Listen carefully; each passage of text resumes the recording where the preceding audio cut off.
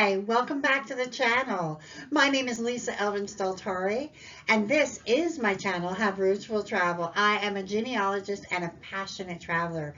In this series, I am focusing on a subject that is near and dear to my heart, the story of Les Filles du Roi, or the King's Daughters. And we are taking each episode at a time. We are actually getting to know each one of these amazing women that have truly been the founding mothers of North America. So on my channel, you will find a video entitled Les Filles du Roi, the Program 2.0. That is the episode that you need to watch to get a better perspective about Les Filles du Roi, the program, how it was begun, to get a sense of what your ancestor or just all the ladies in question, what they had to go through in order to accomplish the task of inhabiting New France.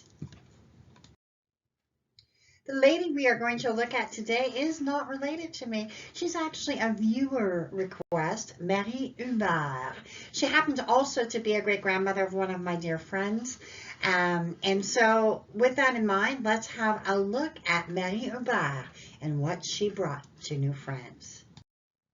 So Marie was born in Paris in the 6th arrondissement, the 6th circle, if you will, of France. And she would have been baptized in the Church of Saint-Sulpice, which is the part of the parish that she would have been born into.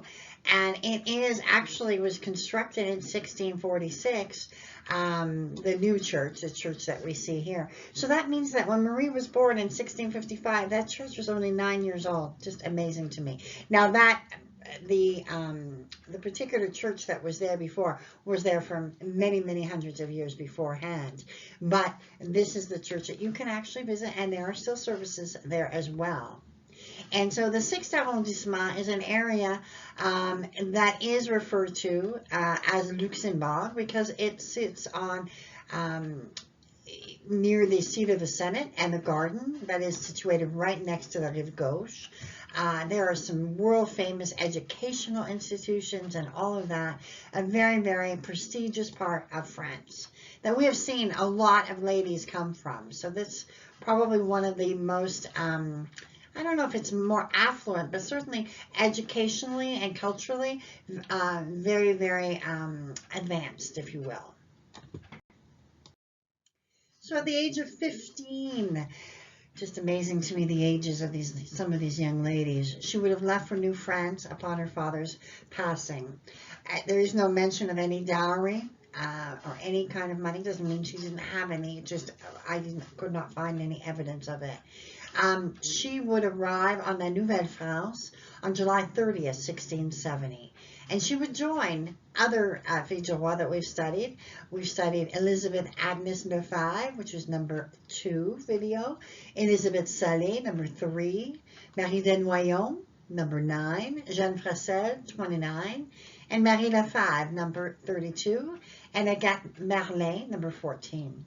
So this is it's shaping up to be a ship that is populated with a lot of either my ancestors or people that I'm connected to in some way. The groom that she selects, his name is Nicolas Fournier, and he's born in 1643, so he's about 12 years older than Marie. He's born in the Saint-Étienne parish of Meran, France. And his parents are Hugues Fournier and Jeanne Huguet. He arrived actually in New France in 1664. So he shows up in 1671 to marry Marie, but he had actually been in New France for at least 6 years prior to that. Now, the area where he's from is a small town found in the Charente-Maritime department. It's connected to the larger city of La Rochelle. We've seen that time and time again. And it's connected to La Rochelle by the Canal de Marat. And it's actually one of the most northern places in the region. It's found on the river Nirotage, which is a tourist and fishing port. So when I was researching Marat, it's actually, I mean, I didn't put a picture of it or anything like that, but it's actually famous for a chicken. And you can look it up, the Marat chicken, the poulet. And also you can see on the aerial view, this is what it looks like today. It looks amazing.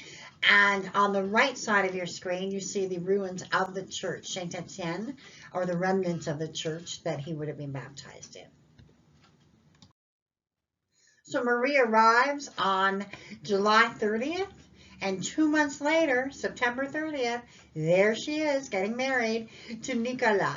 And so that's a pretty short amount of time. I think that's, and also given the fact that she was 15, pretty short amount of time. So it means to, it tells me, I think anyway, I could be completely wrong, that Nicolas was waiting by the boat. He's like, okay, I've been here for 6 or 7 years. I'm ready. Show me some women. And obviously Marie probably was someone who was extremely attractive. That's what I think. That's what I like to think. So Nicolas and Marie begin their married life in a place called Shellsburg, or Bourg-de-Royal. It was known as that at some point of its life. Just to give you an idea of the illustrations that we have here, we have the church that you can go and visit right now. It was not there at the time of Nicolas and Marie. What I found on the right-hand side of your screen, I found this amazing illustration of the church as it would have existed in 1696. So I put that up there as well. Then I wanted to give you an idea of the of exactly where it is. So you can see that I've circled Charlesbourg. So it's just a little bit, you know, north of Quebec City. And then this is an older aerial view but you can begin to see the star-shaped pattern and how it was laid out. So it was laid out with the church in the middle and the land, if you will, kind of like spokes in a wheel. So you can begin to see it. Very unusual in Quebec. There's only a couple of others, I think even in Canada, that are like that.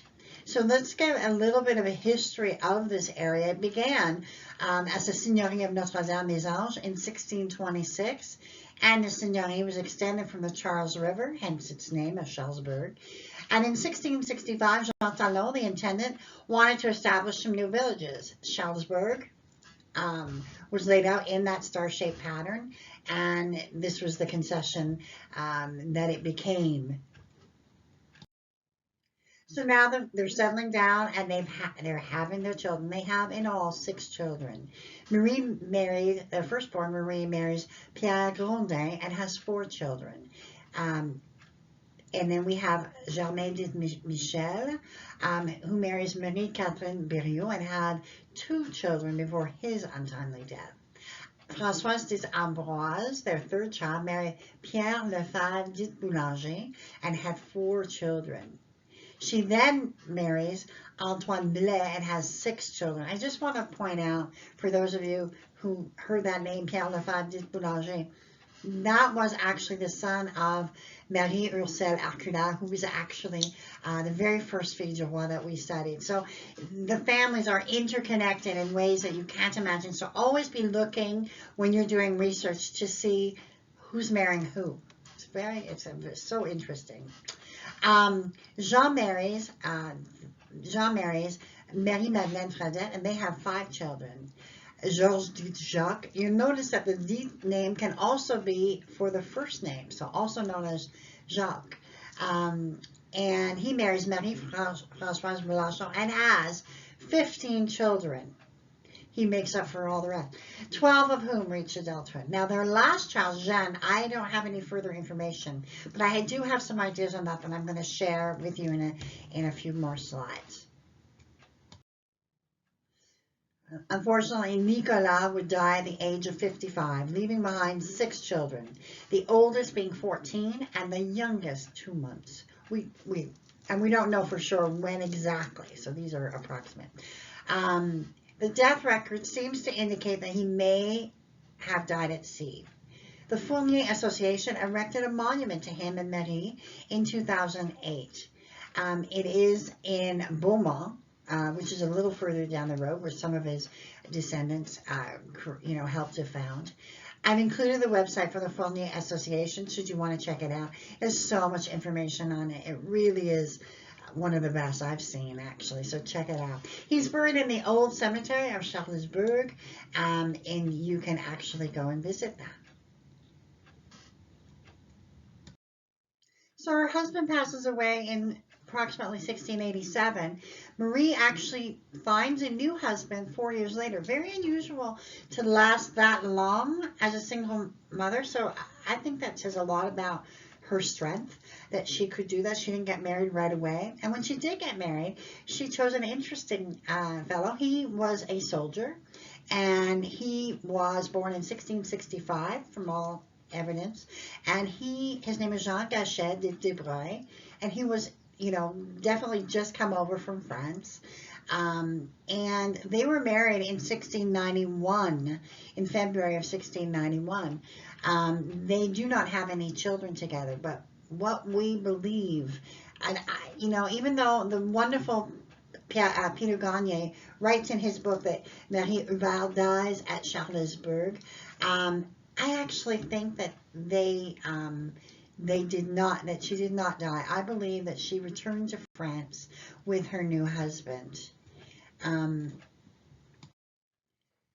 I believe that at some point, probably sometime before 1711, actually, they returned to France with Jeanne, her youngest.